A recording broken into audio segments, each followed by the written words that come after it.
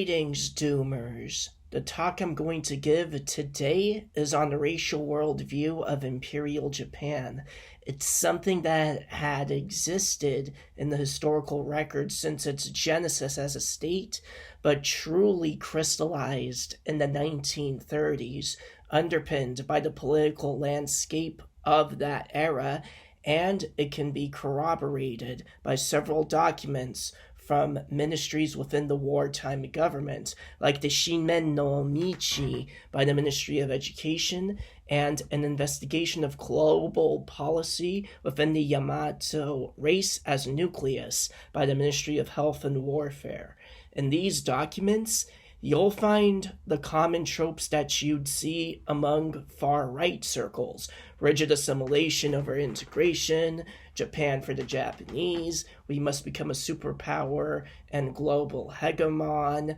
economic and national sovereignty, etc., etc. Japan remains a firmly right-wing society to this day, and most of these ideals and beliefs are implemented as official state policy in a much more lightweight and light-hearted fashion in today's Japan. Japan and China believed that they were at the center of the universe and that all other nations and civilizations and people weren't in the same league and level as them, and that the emperor was anointed by God to rule over his subjects, and that it's the God-given right of the Yamato, the tribe to which most of the Japanese are descended from, to rule over the Pacific and East Asia, with other races effectively as helots or as assimilated weeaboos, using all sorts of woo pseudoscience to justify their policies.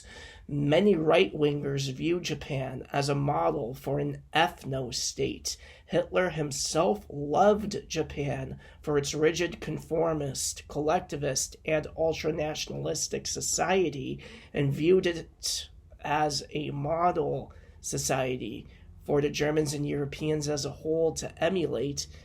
The Japanese state had embraced the Aryanist and blood and soil and living space ideologies that were being propagated in Europe at the time, specifically by Nazi Germany, and ever since the Meiji Restoration, it had unapologetically been catching up to the West, technologically, industrially, commercially, etc., etc., and was racing past other East Asian nations like China and Korea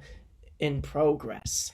What its motivations and reasoning behind being allied with the Axis powers during World War II is another subject for another time, but its racial ideology was used as the basis of its overseas expansionism and to extend its rulership over East Asia and the Eastern Hemisphere to that of the entire world.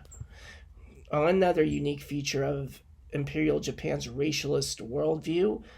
was its fusion of Nazi ideology with patriarchal Confucian values. As for whether or not there's actually any genetic basis for any of its claims, genetics was still a relatively new and poorly understood phenomenon back then, and most of the studies done back in that era have aged horrendously, and this is where I end my dissertation. Thank you for watching.